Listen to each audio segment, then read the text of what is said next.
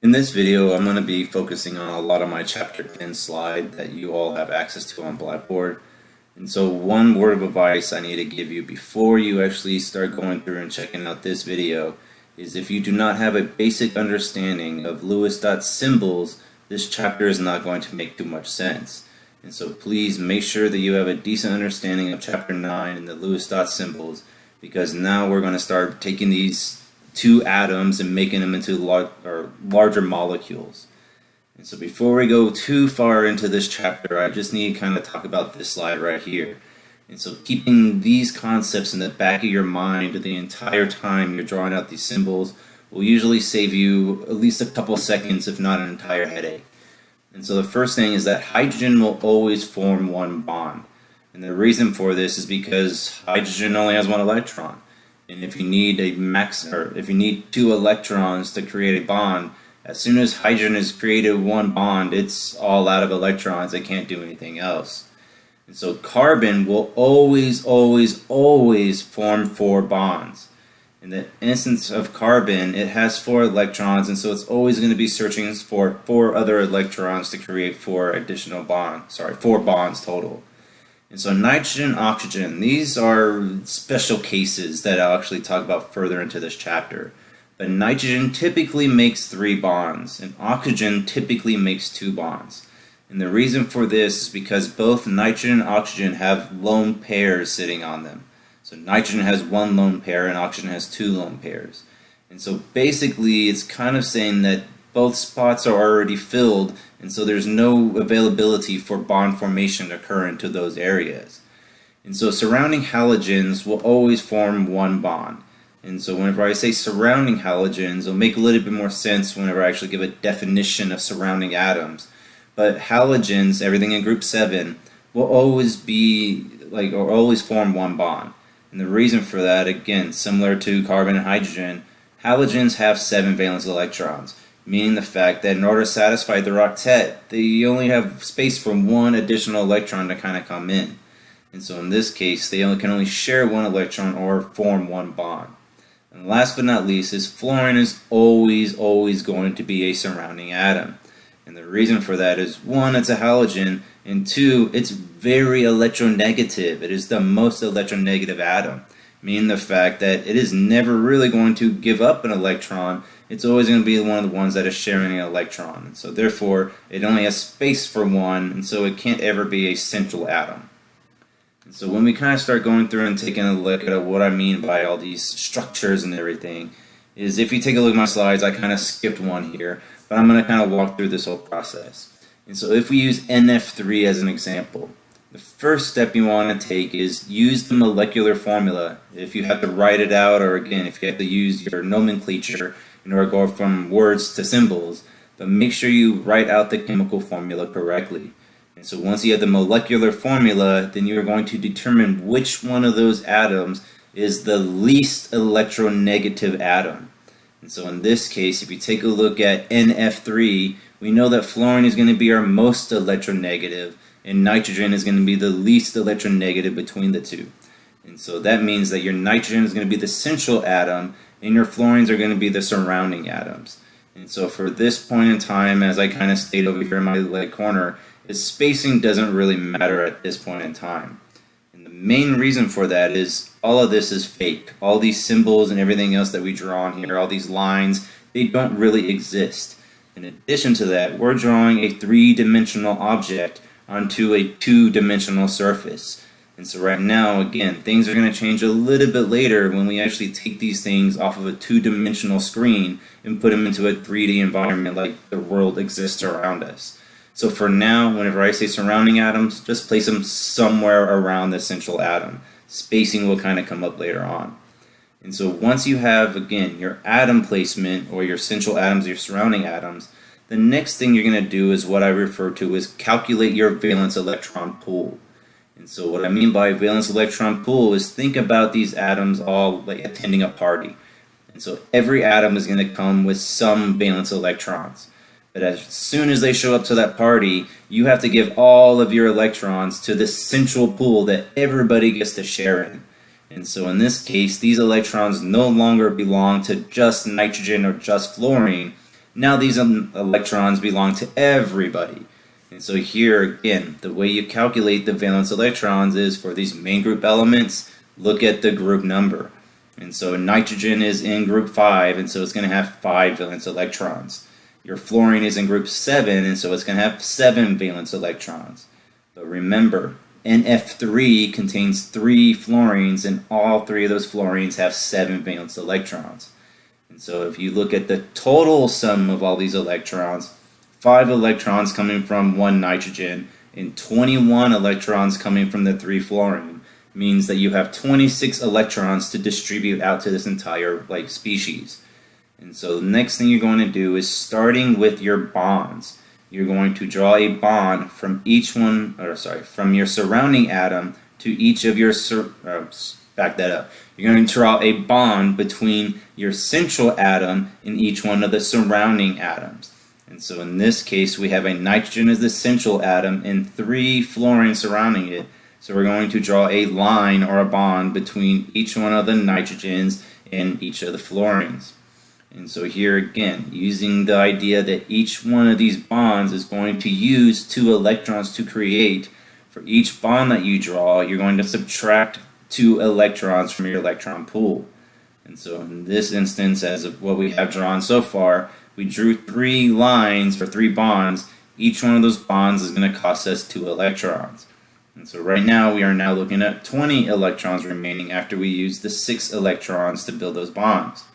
And so the next step is starting with the outer atoms,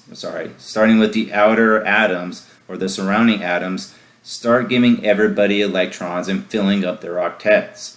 And so starting with your fluorines, start drawing your dots around the fluorines until everybody, or in this case all the fluorines, have their octet. And so here again, starting with the upper fluorine, you draw 2, 4, 6 dots. With the addition of that 1 line there, you have 8 electrons surrounding your fluorine. And then do the same thing with your other 2 fluorines, and you'll notice that each one of these fluorines has 6 dots and a line, or 8 electrons surrounding it. And if we account for all 3 of those fluorines, we're still looking at 18 electrons drawn. And so we still have 2 electrons remaining. And so the last step here is, if you have electrons left over after you've given all of your surrounding atoms their octet, the remaining electrons have to go onto the central atom. One thing I have to point out, and you always need to remember, is surrounding atoms will not have more than 8 electrons surrounding them. That will never happen. And so central atoms, they can have more than 8, they can have less than 8 in special circumstances. But again, the surrounding atoms or outer atoms are never going to have any more than 8 electrons surrounding them at one point in time. And so, do the same thing, but let's use something a little bit more crazy like CCl2F2. And so the first thing you have to ask yourself here is, which one of these atoms is going to have the lowest electronegativity?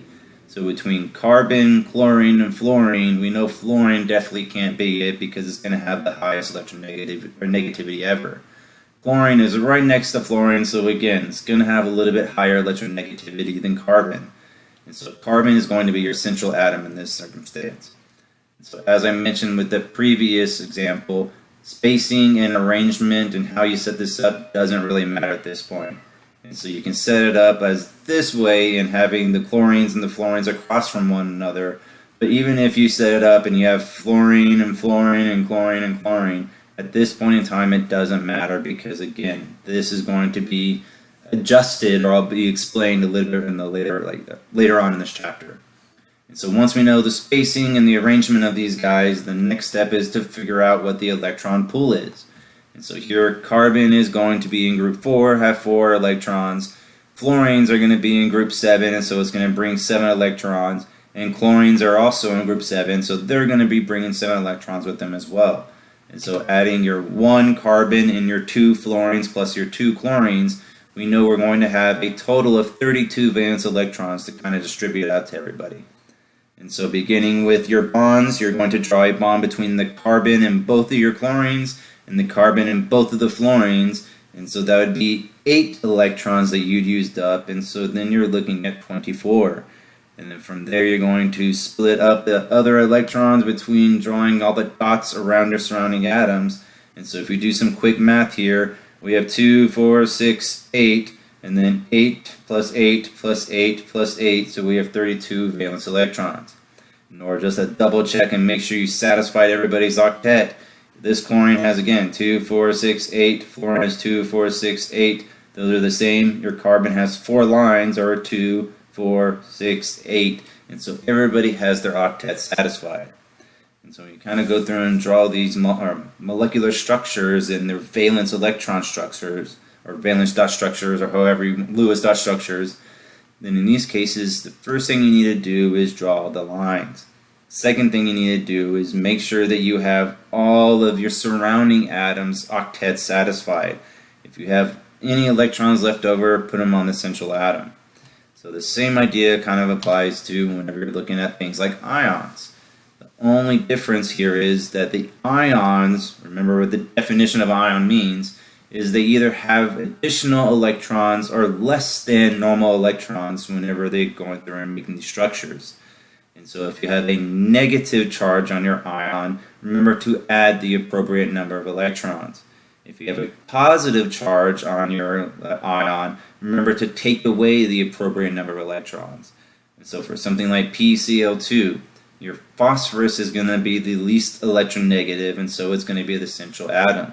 Your chlorines, as obvious, have to be your surrounding atoms. And so the next thing, in order to calculate the electron pool, you know that we have 1 phosphorus, which comes from group 5, so 5 electrons. We have 2 chlorines, which are in group 7, so they have 7 electrons. But the last thing you have to remember is that there is a negative charge on the structure, meaning the fact there is an additional electron in this structure in order for this thing to be actually drawn correctly. If you do not include that additional electron, your structure is going to look kind of goofy because, again, it's created with the wrong number of electrons to begin with. And so starting with our bonds, draw 2 bonds from the phosphorus and the chlorines. And so our 20 valence electrons now went down to 16 valence electrons. And starting with the outer atoms, you're going to draw or satisfy their octets. And once you do this, again, you're going to put 2, 4, 6, 8, 10, 12 from this, and so we still have 4 electrons left over. And the last thing is put those leftover 4 electrons into the phosphorus. And just to double check, you have 2, 4, 6, 8, 10, 12, 14, 16, 18, 20. But as I mentioned, this structure would not be the structure unless you included that 1 additional electron right here. I mean, the fact, if we didn't have this negative charge, this would just be 19 valence electrons, and this phosphorus would just be sitting at 3 out of these 4 dots here. And so in order to exhibit that actual relationship between the negative charge, you need to throw your whole entire structure into brackets along with the charge associated with it. And so same deal as all the molecules, except you need to just include the negative charge in the calculations as well as in the structures as well. So next idea here is, if we had all the compounds in the world with only 1 central atom, we wouldn't exist. We are made of many carbon-hydrogen molecular chains. And so normally you would see compounds that have more than 1 central atom. And so for these, again, pretty obvious when you kind of take a look at them, organic complexes especially. And by organic I mean carbons, hydrogens, and oxygens. Carbon is the go-to atom or element when we're talking about central atoms. Carbon will never be a surrounding atom. It will be a multiple of center atoms, but it will never be a surrounding atom. And so in this case, when we start talking about something like CH4O, one thing I am hopefully assuming you understand by this point is hydrogen can only make 1 bond. And so hydrogen will never be a central atom. You can't have a central atom if it can only make 1 bond. And so in this case, by definition of multiple central atoms, you have to have 2 things be the central. If your only options are carbon, oxygen, and hydrogen, carbon and oxygen have to be your central atoms. The other reason why I gave that first slide to you and kind of brought it up beforehand is because carbon will always make 4 bonds. And so in this case, we know that one of carbon's bond has to be to the oxygen, and so carbon has 3 spaces open. And because we know the only other thing in this complex is hydrogen, we know that 3 of those things have to be hydrogen. An additional oxygen typically makes 2 bonds. And so it has to have 1 bond to this carbon, but it still has 1 space that it needs to have filled up. And so again, this 4th hydrogen here kind of goes in and fills in that gap. And so following just the rules and the hints I've kind of given you so far, carbon in this case will have 1, 2, 3, 4 bonds. Oxygen will have 1, 2 bonds. But when we kind of go through and look at the math, and again, hydrogens have no unshared electrons, so don't put any dots on hydrogens ever, unless it's by itself. And so here, if we kind of look at this, we have 2, 4, 6, 8, 10 electrons. But I'm telling you right here that 14 electrons are coming to this party. You will not put any of those dots on carbon. Carbon already has an octet. Carbon will never ever make anything besides 4 bonds. And so lack of any other options has to go to oxygen. And so if we put those 2 lone pairs on oxygen, now again, look at oxygen's octet. We have 2, 4, 6, 8. And so now oxygen is happy. And so some of these structures may take a little bit of trial and error, but essentially you just need to make sure everybody's octet is satisfied. If not, then we move on to this next step. And so if you kind of go through and start putting all these dots and drawing all these lines in between your structure, and you realize that your central atom is never going to be able to reach the 8 or reach the octet. And so if this is the case, you have to kind of do 1 additional steps and do some, basically rearrangement of these dots. And so if we kind of take a look at this example here of C2H4, and so as I kind of previously stated, carbon has to be the central atoms. You have no other options there. And so here, assuming that carbon is the central atoms, you have surrounding hydrogens. Your rough structure without any skeleton to it will look kind of like this. And so here, hydrogens are going to bring 1 electron each. Your carbons are going to bring 5 electrons each, or a total of 12 electrons for your structure. So we kind of go through and just start off with the lines first, or the bonds first. We need to draw a line between the 2 carbons and a line between those carbons and the hydrogens. And so in this case, when we draw these lines, something we should kind of point out is we have 2 electrons remaining. But the problem is, if we kind of go through and check this out, where do we put these dots? Because we have 2 options here. These carbons, neither of these carbons has an octet. And so if we decide to put these dots here, that's fine. But in this case, if we put them there, then that carbon on the left side has its octet completely filled. We have 1, 2, 3 lines, so 2, 4, 6, and then we have the lone pair that make 8. But unfortunately, this carbon over here has 2, 4, 6, and so this carbon's octet is satisfied. This carbon is still kind of lonely and nothing's really working out quite right. So say that we give the lone pair to that carbon instead. But if we do that, then again, one of those carbons is going to have an issue. And so instead of actually assigning that lone pair to one of those carbons individually, both of these carbons end up sharing that lone pair. And so that lone pair is basically kind of converted into a bonding pair. And so instead of that lone pair sitting on this carbon or this carbon individually, that lone pair actually just kind of goes in between them. And so now that it's in there, and now it's not a lone pair, it's a bonding pair, and this is what gives rise to your double bonds. And so now in this instance, notice both of those carbons have 4 lines surrounding them, or 4 times 2, or 8 electrons. And so one thing I have to point out and have to remind you of is the only time you will make a double bond or a triple bond is just to satisfy the octet of the central atom. If the central atom already has an octet, don't touch anything else. You're done and you need to move on with your life. But if your carbon, again, has 6 out of the 8 electrons, or in this case, if your nitrogen has not have its octet filled, that is whenever you start making these multiple bonds. But if everybody's octet is already filled up, you do not move any further than that. And so something like N2, there's not much of a structure to draw because you only have 2 atoms, but here's your rough structure. And so starting off with a 1 line to connect the 2 central atoms, going here, now we're looking at 8 electrons. And So with those 8 electrons, split them up evenly between the 2 nitrogens, and you have something roughly kind of looking like this. But again, if you kind of count those electrons, 2 lone pairs and a shared pair only equals 6 electrons each. But if one of these nitrogens were to give up its lone pair, then it'd be fine, but the other one again would still just be sitting at 6. And so instead of just one of these atoms giving up a lone pair, both of them give up a lone pair. And so they convert both of their lone pairs into sharing pairs, and then you end up with nitrogen with a triple bond between it. But again, notice here the only reason why we did this is because nitrogen started off not having its octet filled.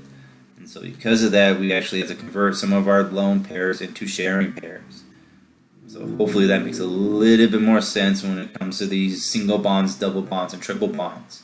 But remember, this bond order is just a very loose definition of shared electron pairs.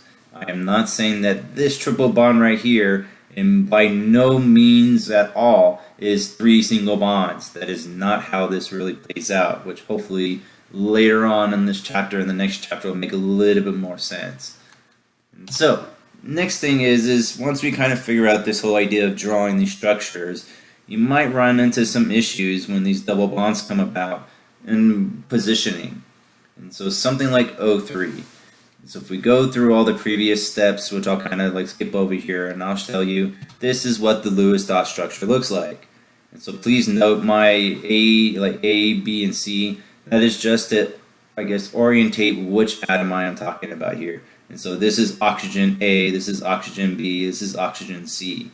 And so if you kind of go through and draw the Lewis dot structure, you'd end up with a structure such as this. Whereas this oxygen on the left side has 2 lone pairs and a double bond. This oxygen on the right side has 3 lone pairs and a single bond, and the one in the center is all out of whack, and it has a lone pair and 3 single bonds. If you take a look at this one, you should kind of ask yourself, why did I put the double bond there and not there? And so to be fair with you, I drew the other one as well. And so please note, I'm still talking about this is still oxygen A, this is still oxygen C, and this is still oxygen B. But in this first structure, the double bond is between A and B, and there's a single bond between B and C. In structure 2, you have a single bond between A and B and a double bond between B and C. I am not just taking this structure and flipping it, I am making a whole brand new structure with double bonds in different places. And so whenever you kind of take a look at these, if you were asking me which one is correct, I could tell you both of them are correct, but more appropriately what I would have to tell you is technically neither of them are correct. Because the whole idea is oxygen-oxygen bonds cannot be completely different strengths or sizes or anything, bond energies, in the same structure. And so basically what that means is every single one of these oxygen-oxygen bonds in O3 have to be the same. It does not make any sense in nature to have a weird imbalance like this. And so when we kind of talk about these structures, the way that I drew them are referred to as resonance structures. So resonance structures have the same elements, they have the same chemical formula, they have the same molar mass, but they have atoms in different locations. And they also have bonding and lone pair electron pairs in different locations. And so when you kind of go through and start looking at this stuff, oxygen A on both of those structures is in the same spot. It's the double bonds and those lone pairs and the single pairs that have kind of moved around. And as I mentioned in the previous slide, neither of these is really correct because you're basically kind of drawing 2 structures of the same exact compound and telling me that they're different, which it doesn't happen that way. And so one way we kind of get rid of this whole idea, this misconception, is we use the term hybrid, like resonance hybrid. And so in resonance hybrid, resonance structures are not real. They are more or less an average of what the molecule is going to look like. And so kind of comparing, going back and forth, these structures have really defined double bonds and single bonds. We refer to these as, again, like actual like localized electrons. Whereas in this structure here, these double bonds, or I guess dashed bonds kind of drawn this way, are signifying that these electrons are no longer localized.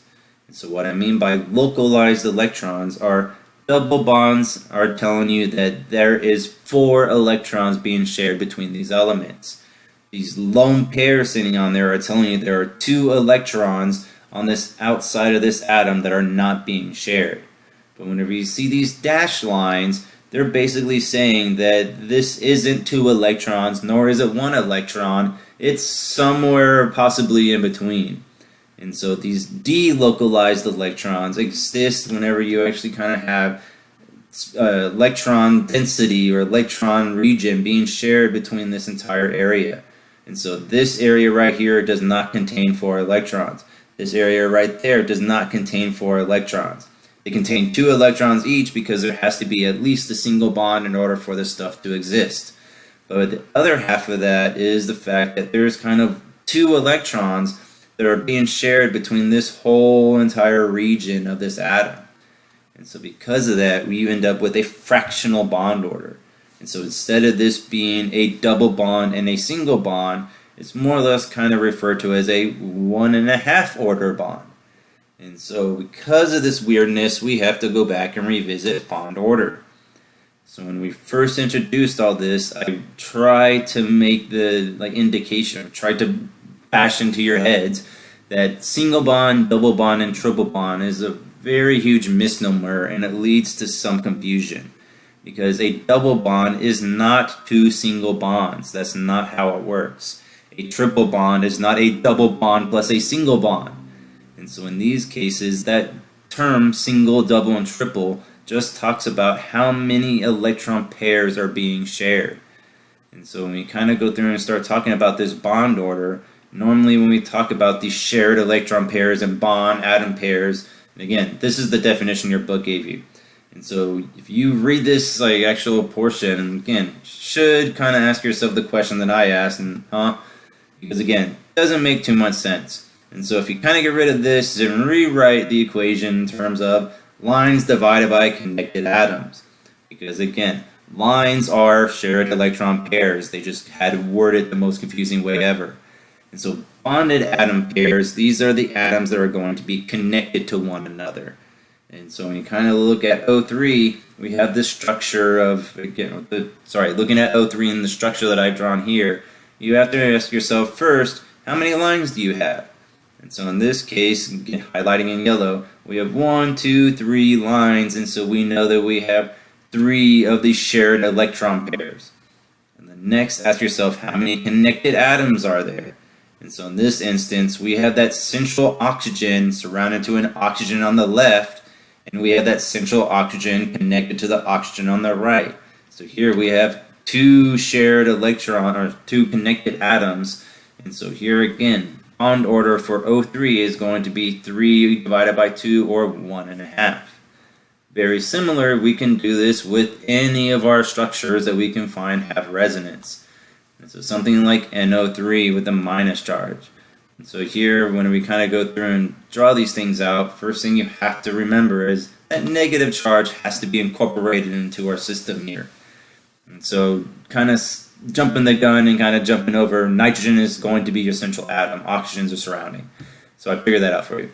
So the next thing is to calculate the number of valence electrons.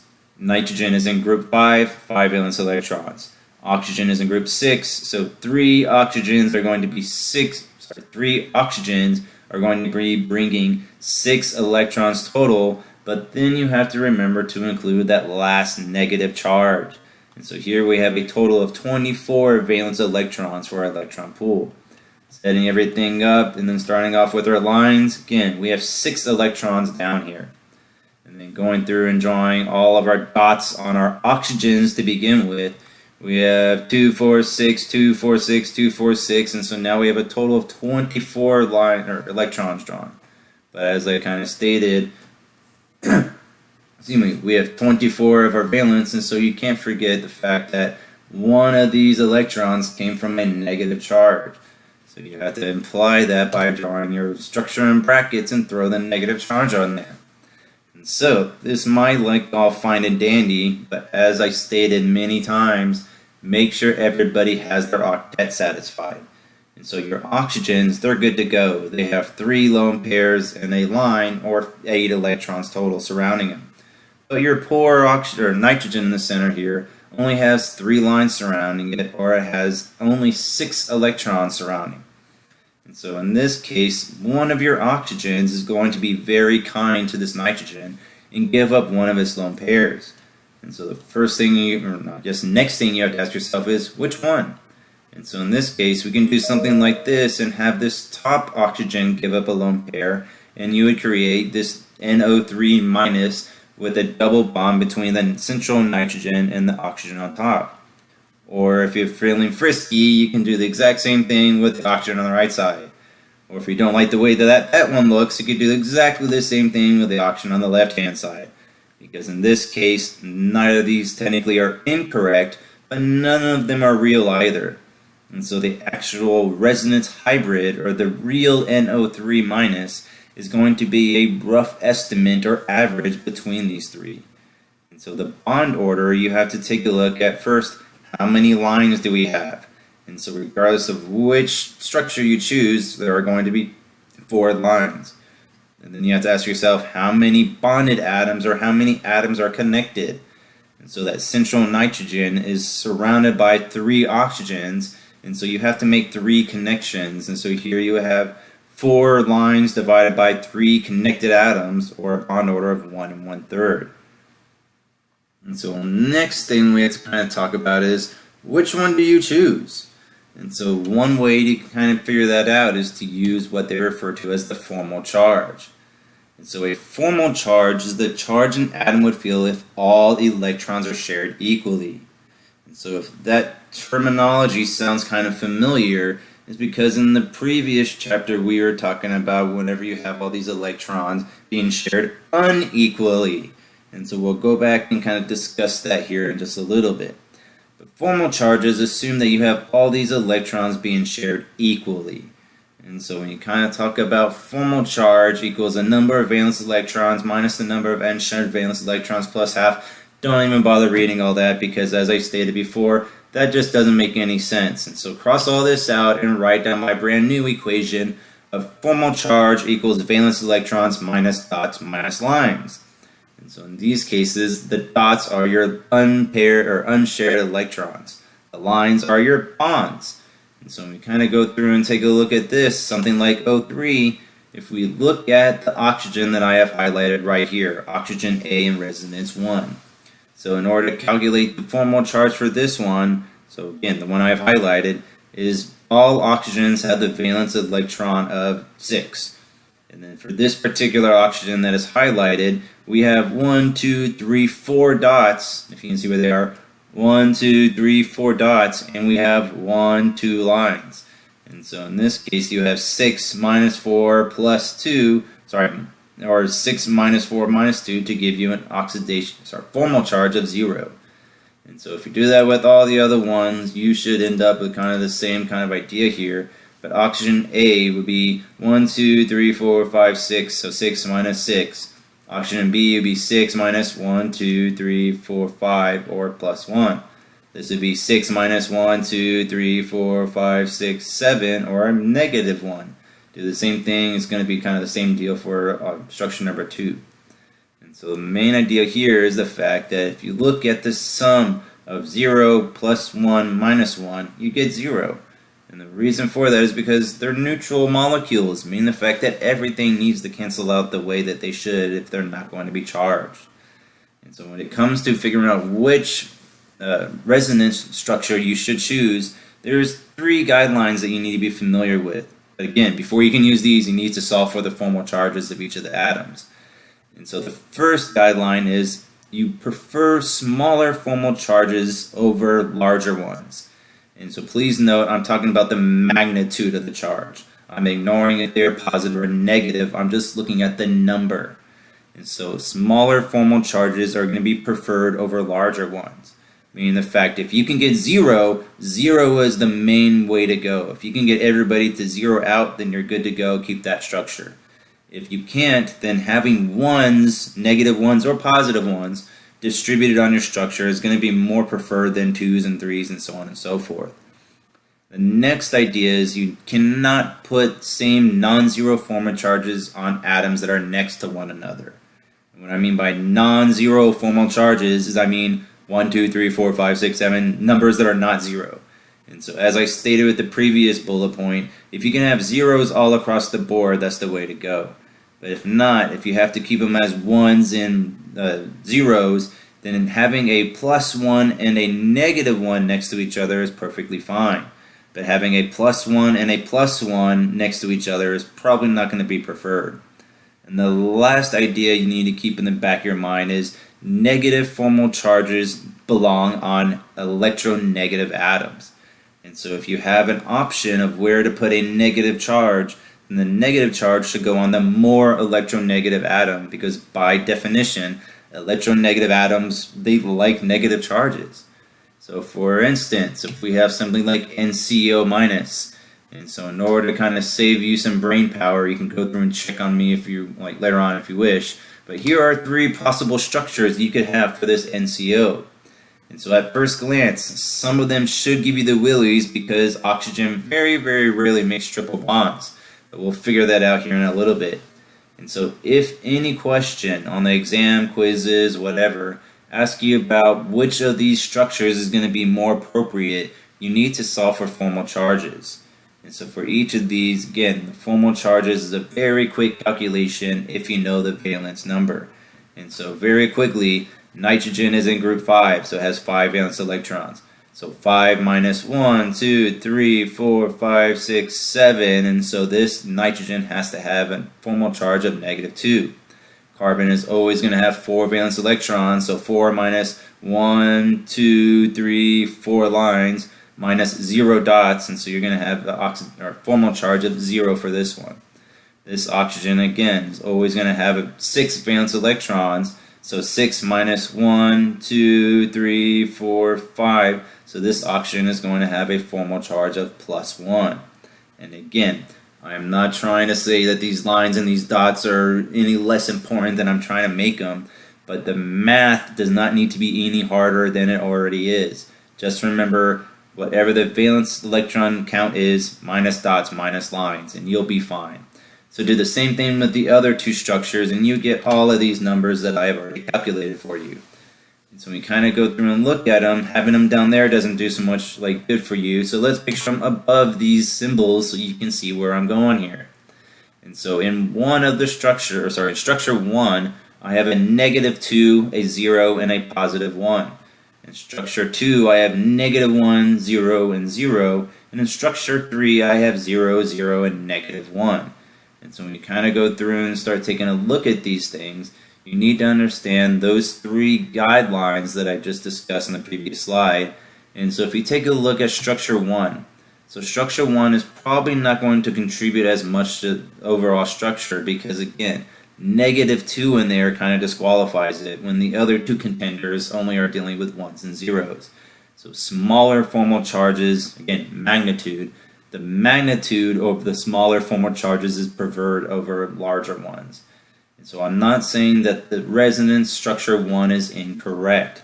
I'm saying it is the least correct, and it's going to be the smallest contributing factor to the actual overall structure of this molecule.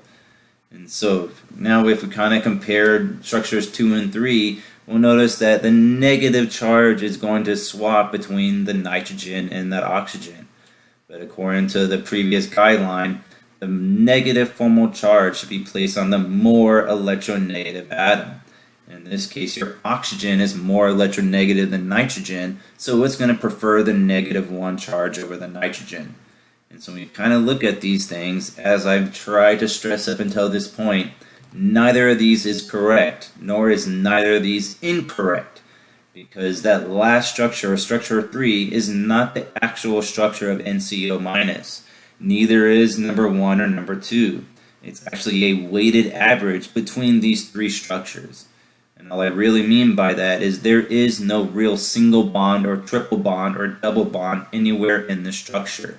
But if you were to kind of ask which one does it look more like, it's going to more resemble a triple bond between the carbon and the nitrogen than it would a double bond or a single bond.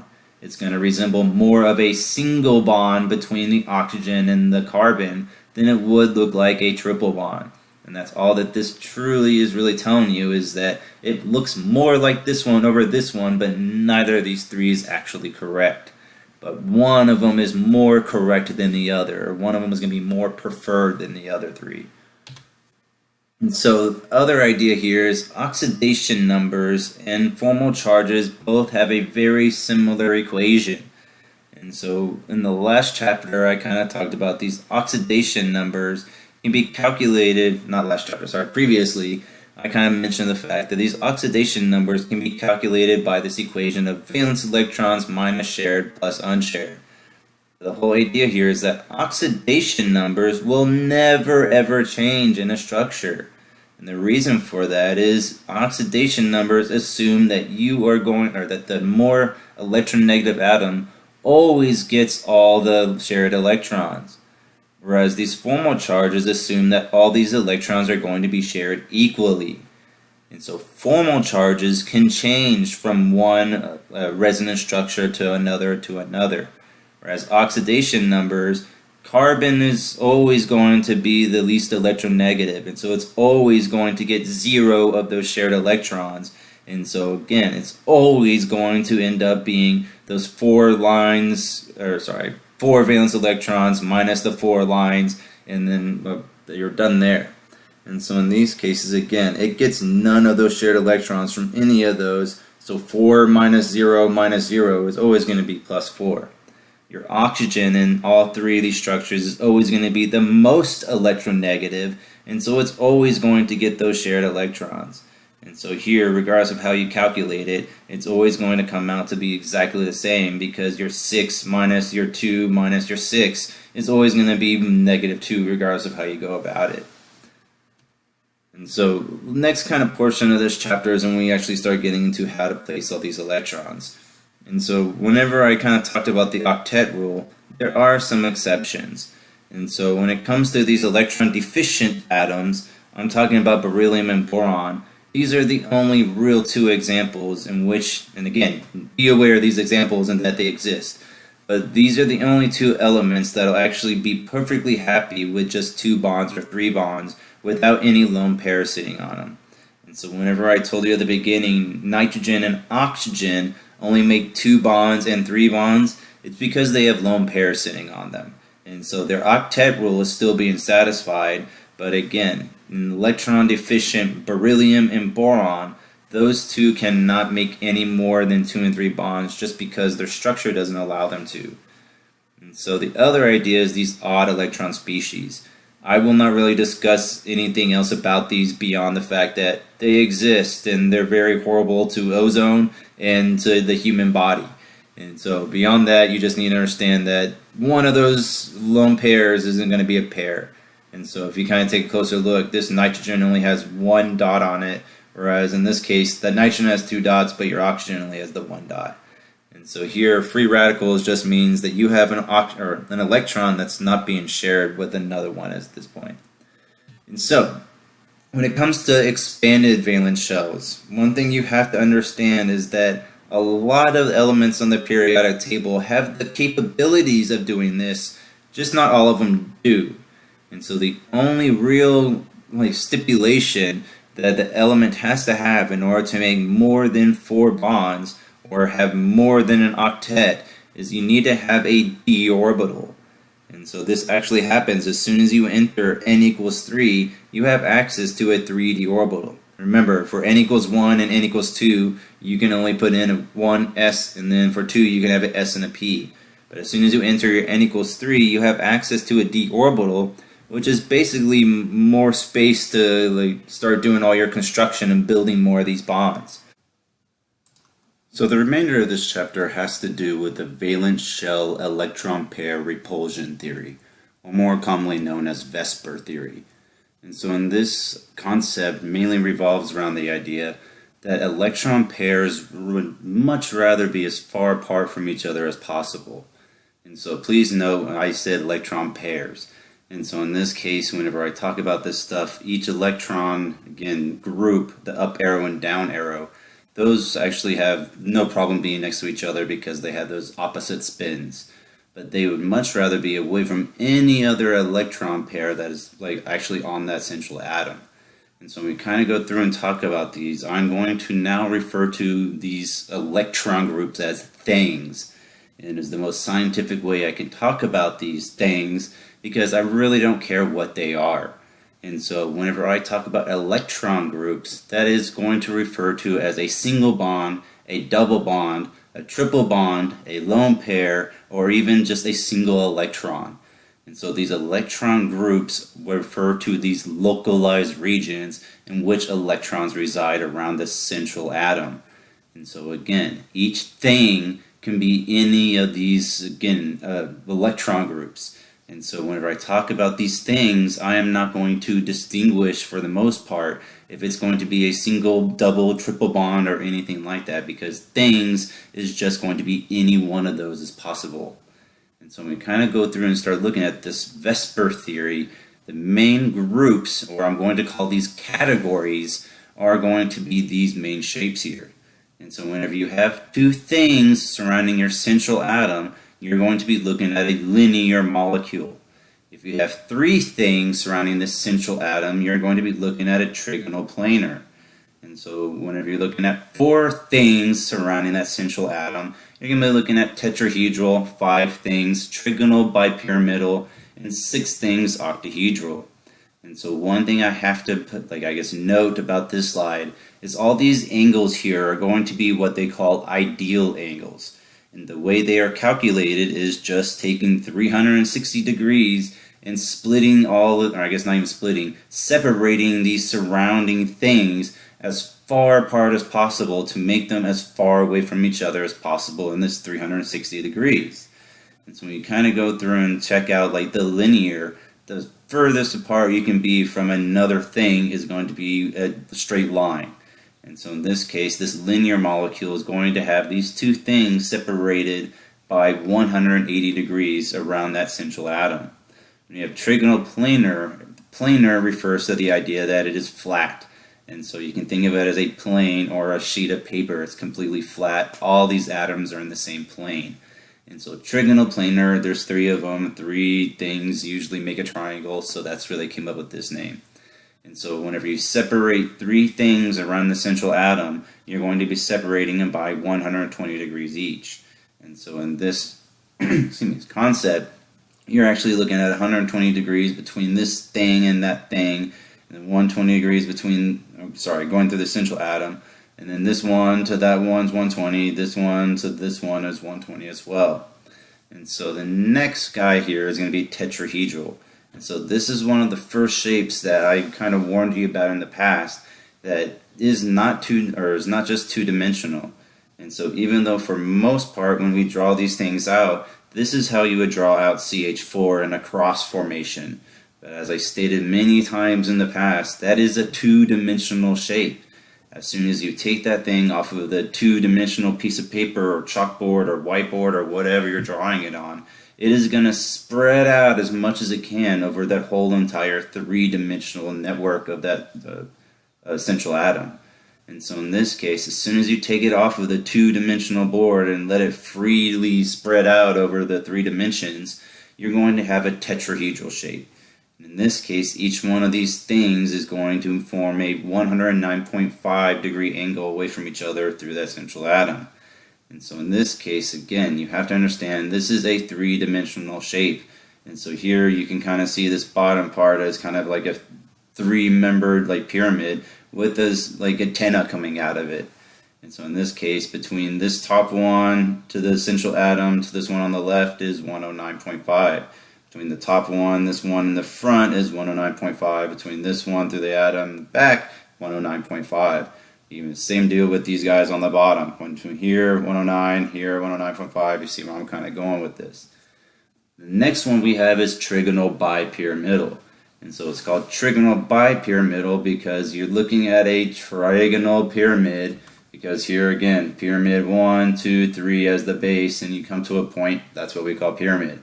Do the same thing on the bottom, 1, 2, 3, comes to a point, you have another trigonal pyramid, or trigonal bipyramidal, there's two pyramids here. And so this is what happens when you have 5 things surrounding the central atom. This shape is kind of unique in the fact that you're actually looking at 2 different degrees between all of these things. And so when you kind of look at this, the one on top and these 3 kind of protruding out the side in the plane here, these are going to be a 109.5. This is going to be 90 degrees. This is going to be 90 degrees. This is going to be 90 degrees. But between the one on the far back and the one up front here, this is going to be a 120 degree angle.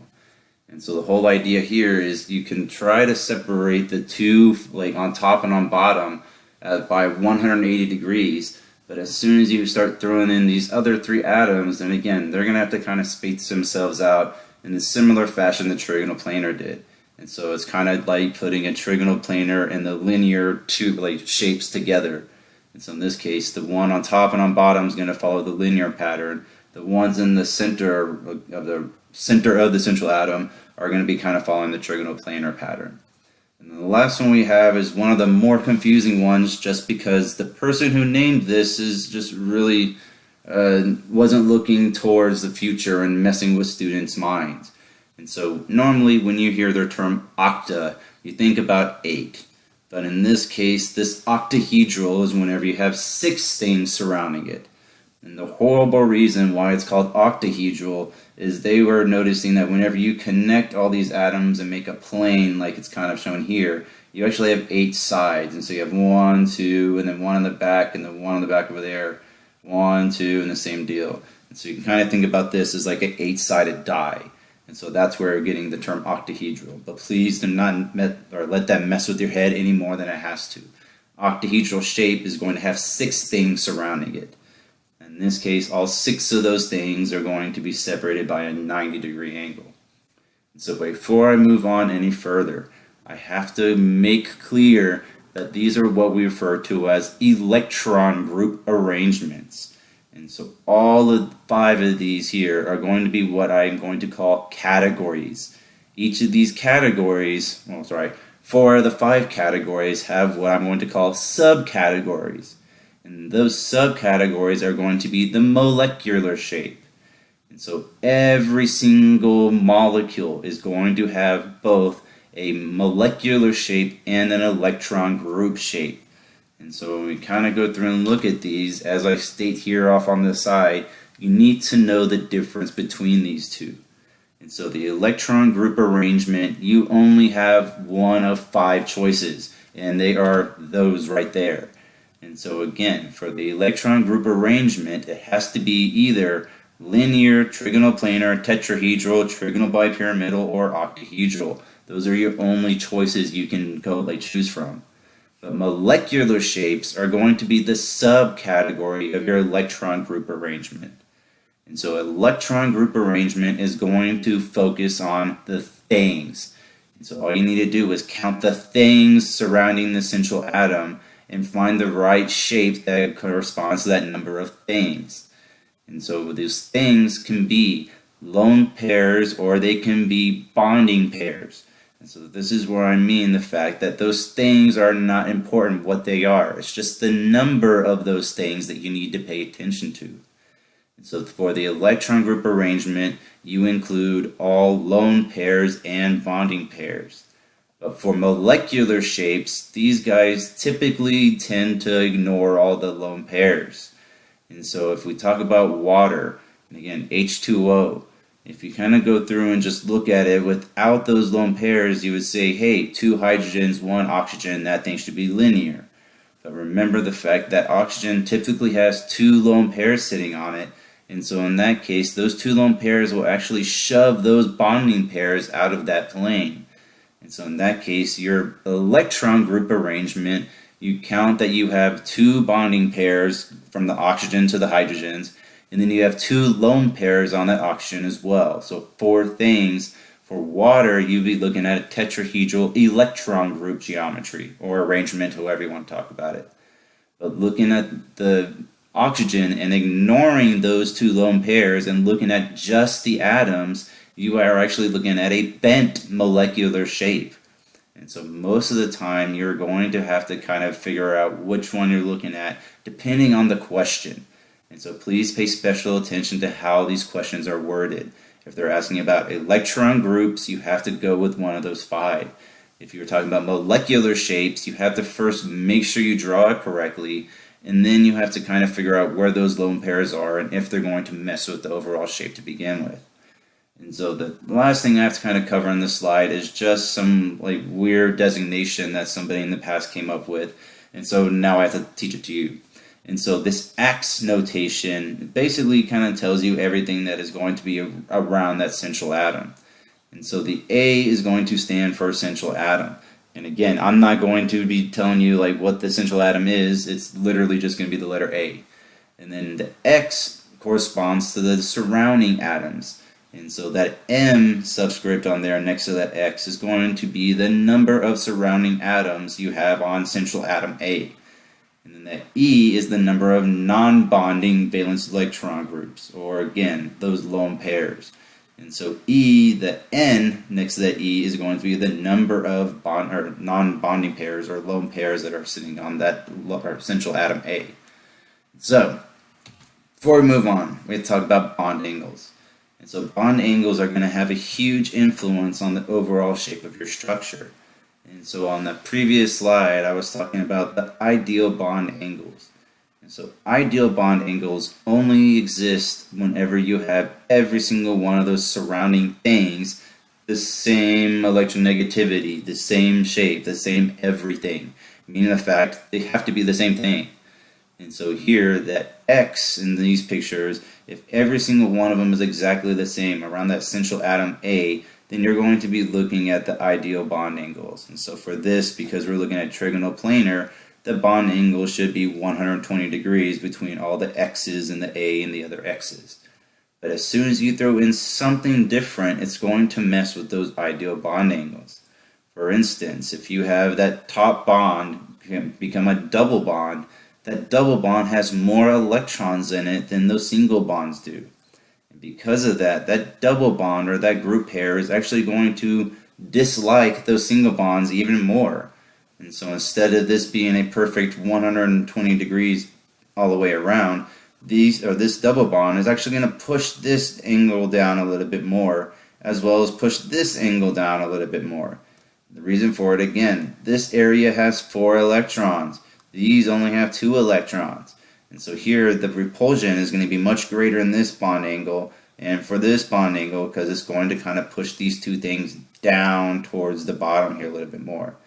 And so in double bonds case, this bond angle here is going to be greater than 120. This bond angle here is going to be greater than 120. This angle down here is going to be less than 120. That is the extent of what I want you to know about these angles. There's not really any true way unless you do some like crystal X-ray, X-ray crystallography to figure out these actual angles.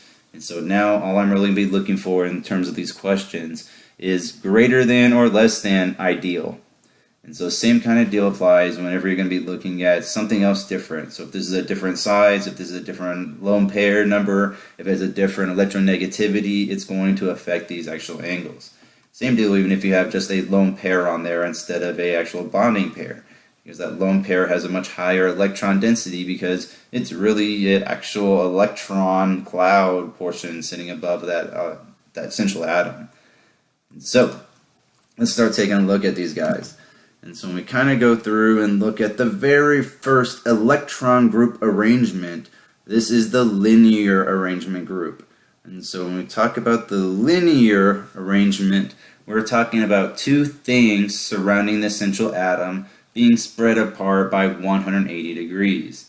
So for the linear electron group, there's only one molecular shape, and the molecular shape is linear, because that's the only way you can actually kind of look at these. You can't really take any electrons off because there is no angle between 2 things. You need at least to have 2 things in a central atom in order to get a bond angle here. And so if you have 2 things surrounding your central atom, regardless of what those things are, in this case they're going to have to both be either atoms or lone pairs, it can't be lone pairs, they both have to be atoms.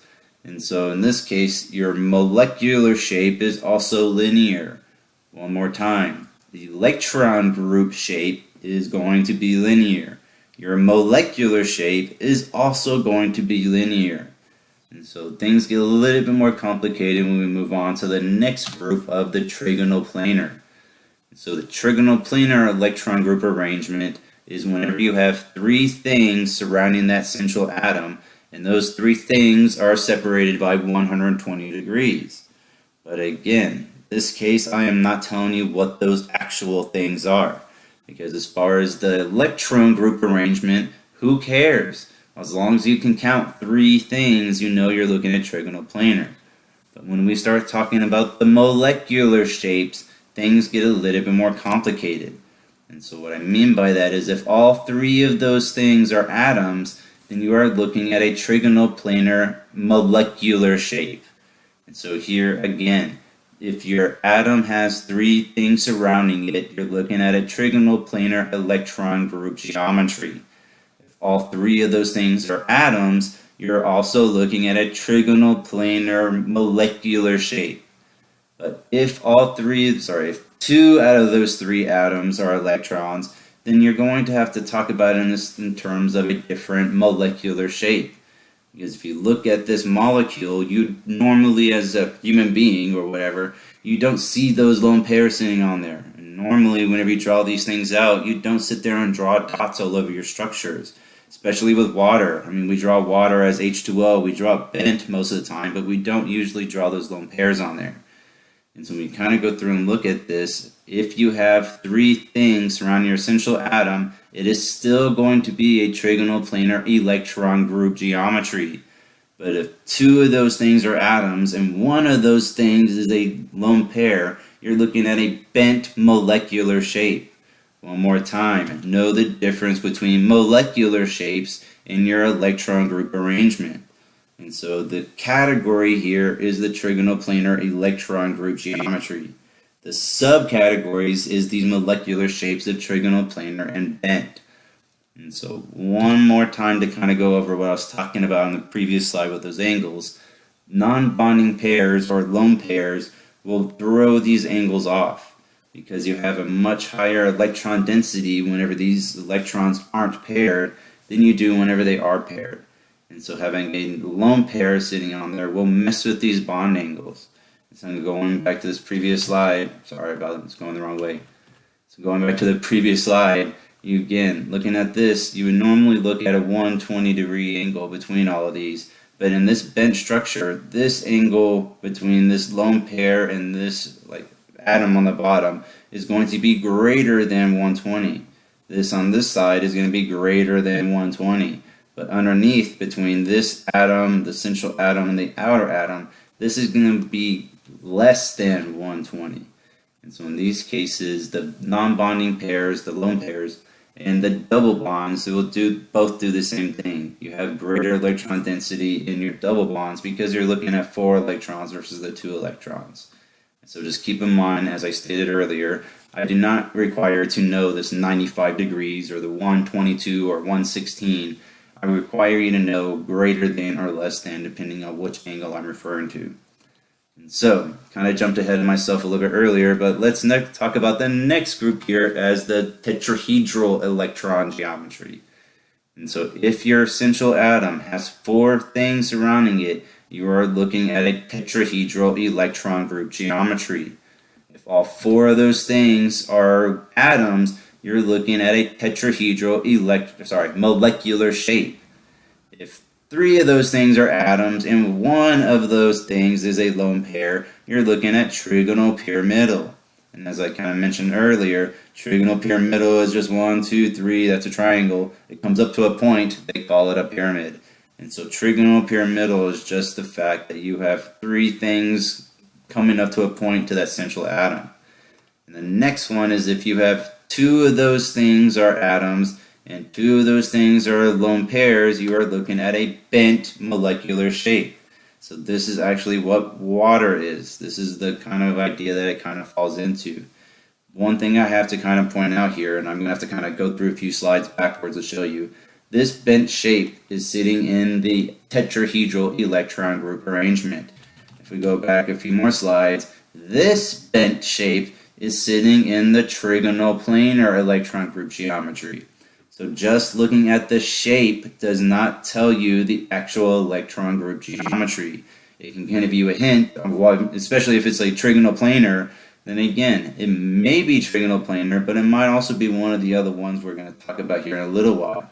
And so in these cases, you need to make sure you know both of them, the number of things surrounding the central atom, and how many of those things are atoms and how many of them are lone pairs. So that also kind of brings me back to something I've kind of like left off so far, is this X notation. And so here, if you see anything that has AX2E, that means there's two X's and one E, or three things surrounding the central atom. And so if you're given this notation, you can go straight to the fact that this is a trigonal planar electron group geometry, because there's three things. In addition to that, two of those are atoms, because like the X2, and one of them is a lone pair. So the only option you have here is if one of those lone pairs is pushing those two guys kind of down. So it has to be a bent shape. And kind of going back and taking a look at these ones, same deal applies. If you look at X4 or X3E or X2E2, that equals 4. This equals 4. That equals 4. So it has to be the tetrahedral electron group geometry. Just again, might require a little bit more practice with it, but you need to understand that X3E is talking about 3 atoms, 1 lone pair, and so you can just kind of picture this in your mind or write it down several times until it makes sense. So the next concept I have to kind of talk about, I've mentioned it a couple times in the past and laughed a little bit inside because I know it was going to come up. But as I stated with Lewis dot structures, they don't matter. They're all fake anyways. And so if you were to draw this CCl2F2, then you would actually kind of draw like this with the fluorines across from each other and the chlorines across from each other. But as I mentioned, as soon as you take this off of the piece of paper, then things are going to kind of move out into a 3D environment. And so if you were to take this structure, or 3D model, and rotate it, then you would end up with your CCl2F2, but now the chlorines are next to each other and the fluorines are next to each other. But the whole idea here is these don't behave the exact same way on a 2D piece of paper as they do in the 3D environment. So this is why the surrounding atoms placement doesn't really matter like too much, because it's all a lie on a piece of paper. You need to understand how these things are going to kind of move around once they become three-dimensional. And if you turn it back around again, same deal, you end up with the same atom, or same molecule you applied for earlier. So everything up until now, I have been talking about 4 bonds from that central atom. One thing I did mention slightly earlier is anything that has access to a d orbital can potentially create more than 4 bonds. And so the whole idea here is if you have only s in a p orbital, that's s2p6, meaning the fact you can only hold on to 8 bonds, or you can only hold on to 8 electrons or create 4 bonds. And so in this idea is the fact that if you only have S's and P's, the maximum number of bonds you can create is 4. But as soon as you have access to that d orbital, you have more space in which you construct more bonds.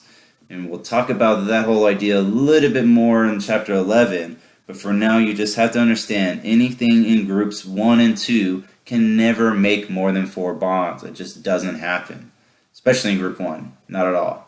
And so once you kind of go through and get into the other periods, we can actually start making more than 4 bonds. And the first one we come across is the trigonal bipyramidal electron group geometry.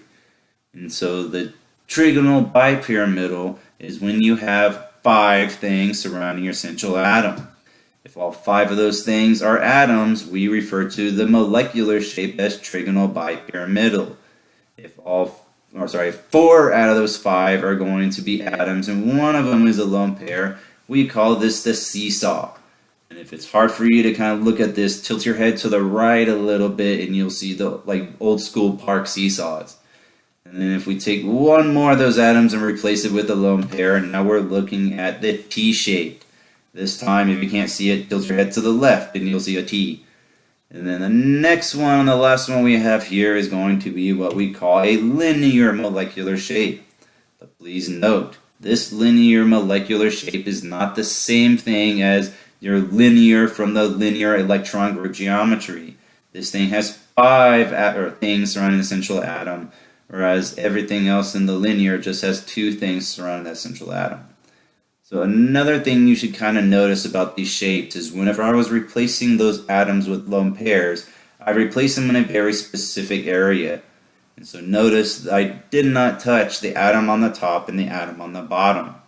And the reason for that is whenever you start taking these lone pairs and replacing atoms with them on that central atom, you're always going to try to make these things as far away from each other as possible. And so in this case, if you were to go in and replace this guy on top with a lone pair to kind of get to this AXE or AX4E, then in this case, this lone pair sitting on the top here is only 90 degrees away from this guy, 90 degrees away from that one, 90 degrees away from that one. And so in this case, if you actually replace it where this has, now this lone pair is actually 120 degrees at least away from both of these atoms on this side as well as the one on this side.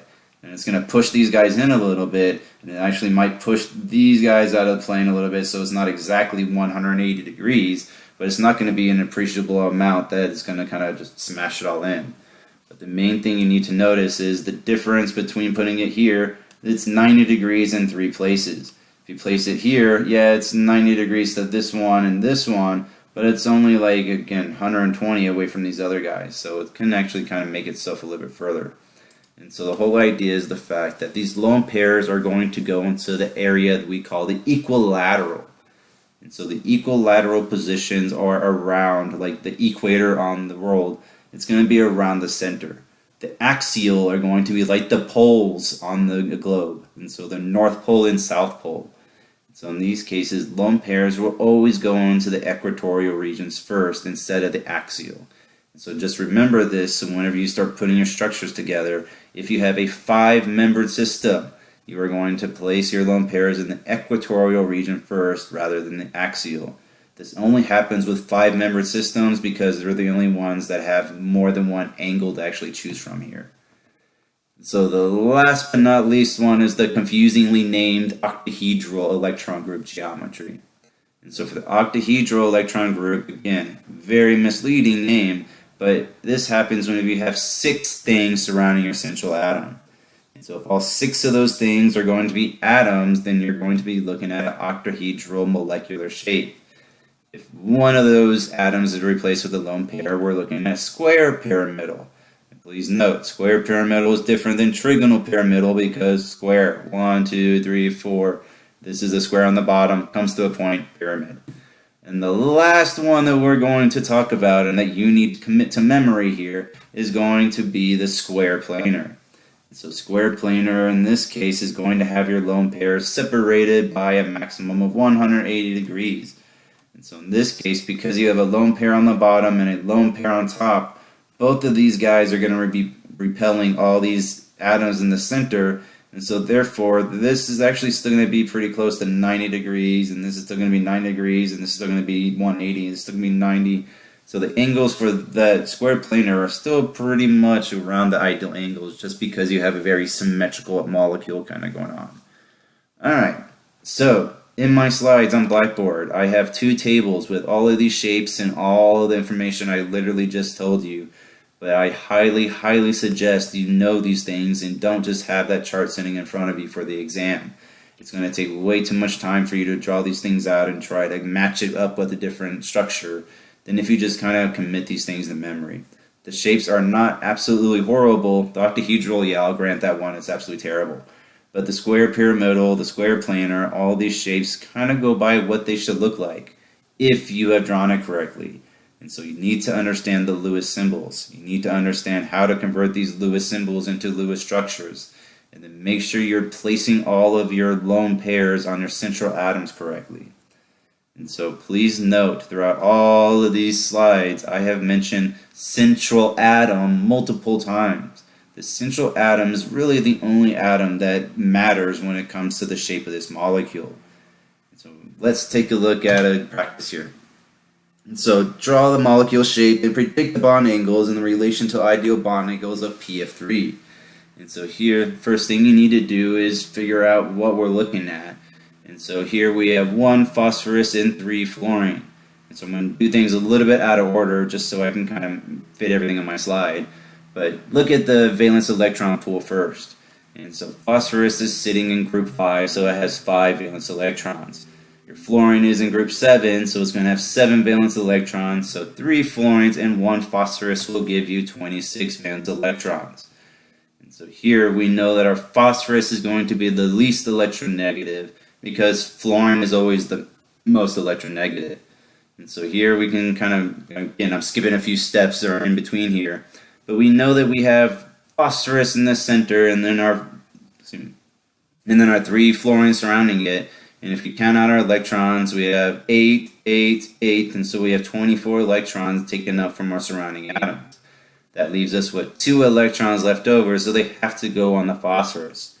And so once you have drawn that out appropriately, count the number of things surrounding the central atom. And so in this case, you have 1 bond, 2 bond, 3 bond, and 1 lone pair. So as I mentioned many times already, I don't care what the things are.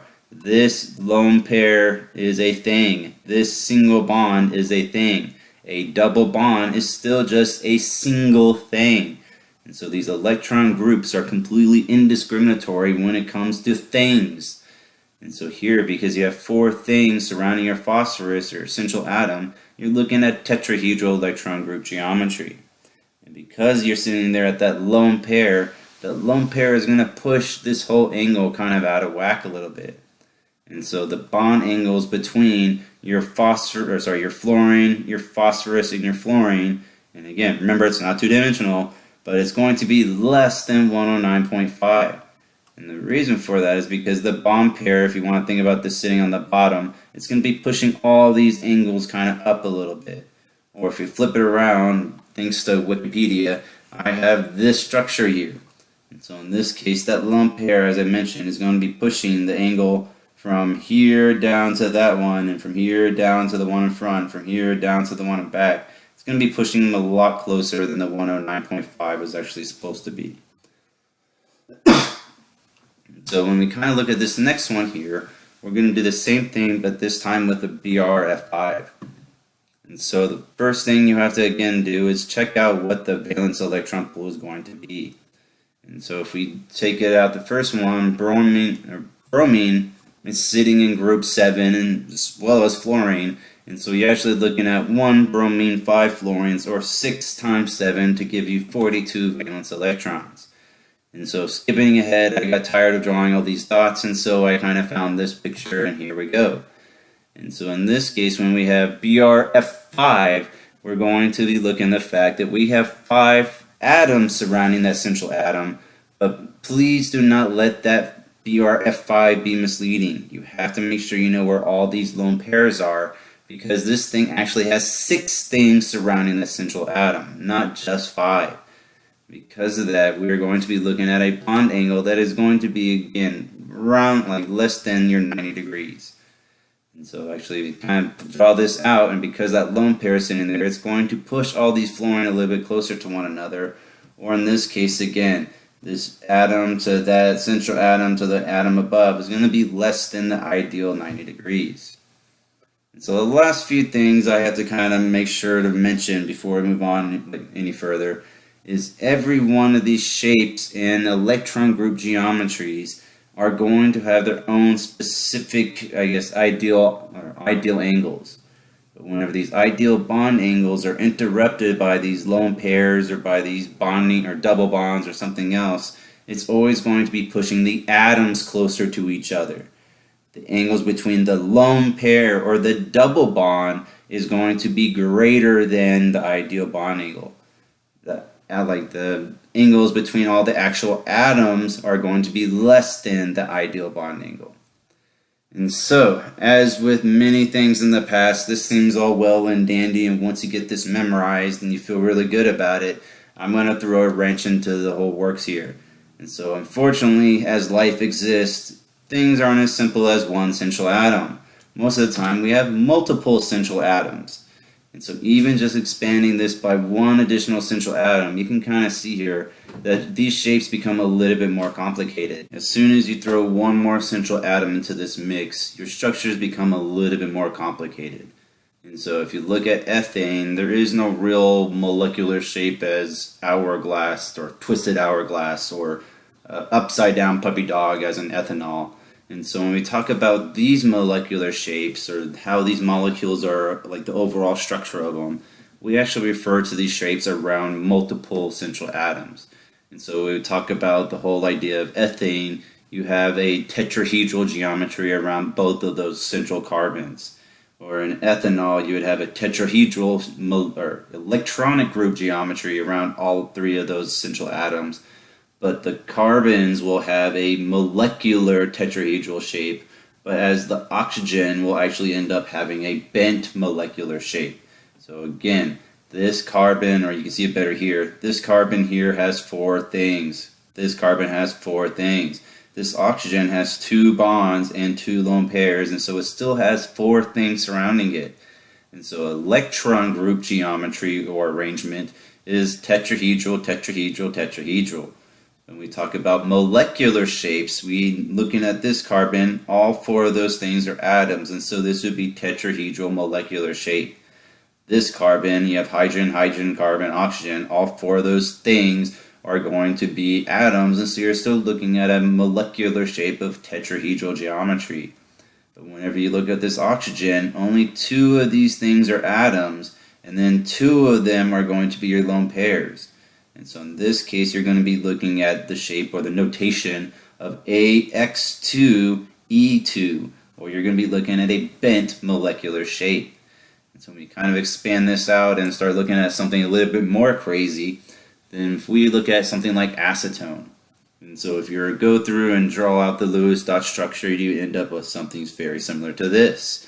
And so here, looking at the outer carbons, we know that there are 4 things surrounding those outer carbons, or the carbons on the outer sides. And so these ones right here are going to end up with a tetrahedral molecular shape and a tetrahedral electron group geometry. But this central carbon actually has only 3 things surrounding it. And so as I've mentioned several times, I don't care what those things are.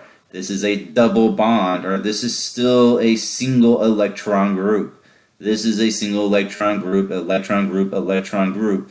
And so even though there's 4 lines, those lines again are going to be grouped with one another in a particular fashion. And so regardless if it's a single bond or double bond, it's still going to be classified as a single thing. And so the central carbon has 3 things surrounding it, and so we are going to be looking at a trigonal planar. And just for the fun of it, that oxygen, it does not have a molecular shape, mainly because it's just an oxygen. But it does have an electron group geometry. And so that oxygen has a trigonal planar electron group geometry because it is surrounded by 2 lone pairs and a double bond, or 3 things total. And so when we kind of look at this and talk about how these things are going to be affected by their shapes and everything, tetrahedral should have an ideal bond angle of 109.5. Trigonal planar should have an ideal bond angle of about 120. But because this double bond is sitting here, it's going to push this bond between, or the angle between this bond and this bond, more than it should. The same deal with the angle between this oxygen carbon and this carbon on the right. This is going to be pushed down greater than what the ideal bond angle should state. And so for the tetrahedral carbons and hydrogens, they're not too much different each other in terms of shapes and size and everything. So this is still roughly around 109.5.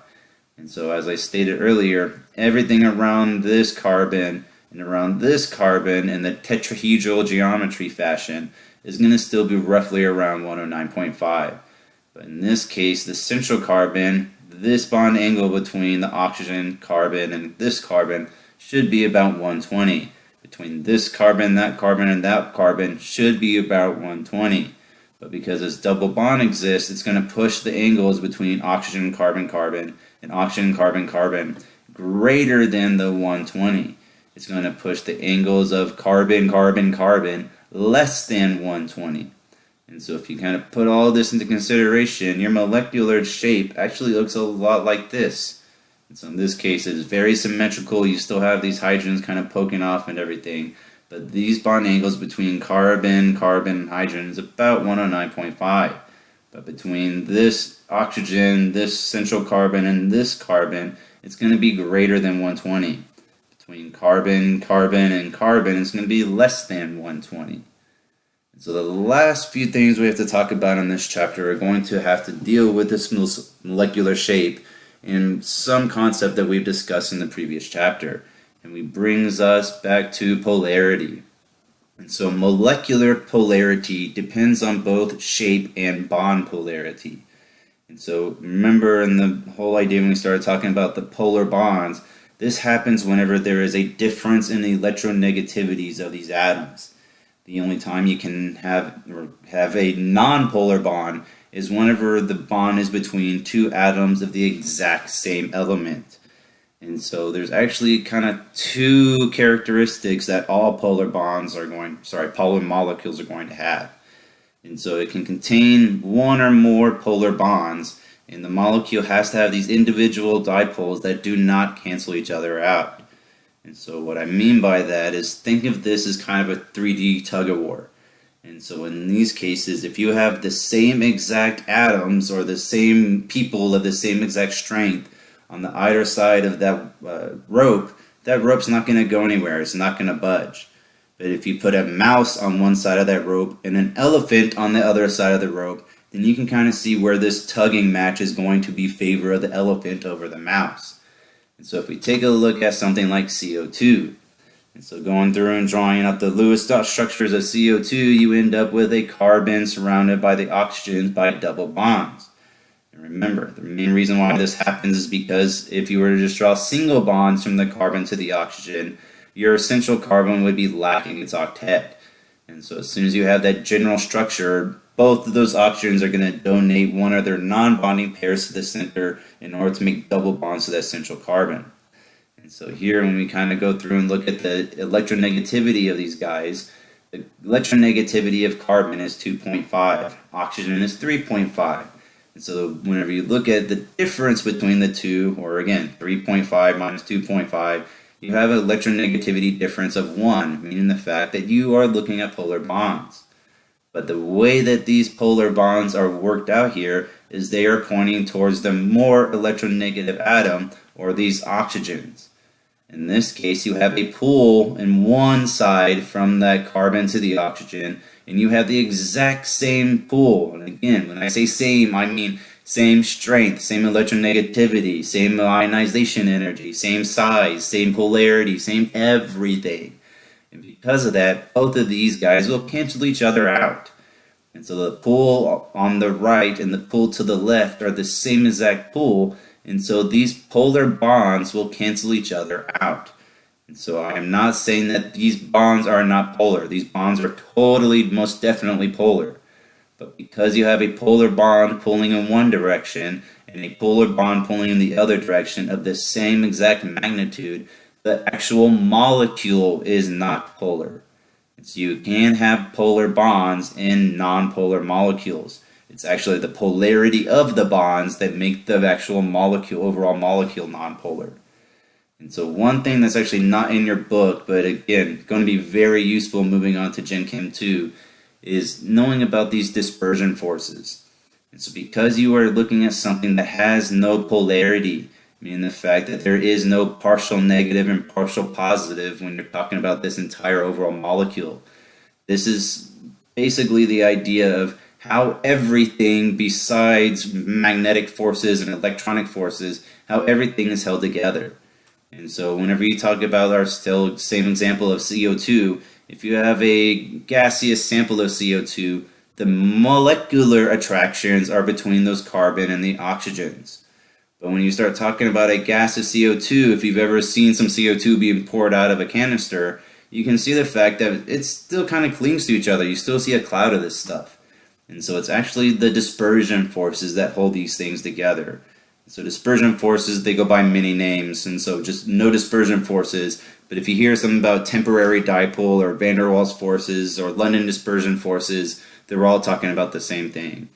And so the strengths of these intermolecular forces increases with molar mass. And the main reason for that is because things that have more molar mass have more electrons and protons. And so if you have more electrons, it's going to be easier for you to kind of shift these things around. That's basically all you need to know about dispersion forces for now. If you want to know any more, then check out the later chapters of like chapter 12, I believe, is when they start talking about it. And so, next thing we're going to talk about is water. So hopefully by now you understand that we have this water molecule like this.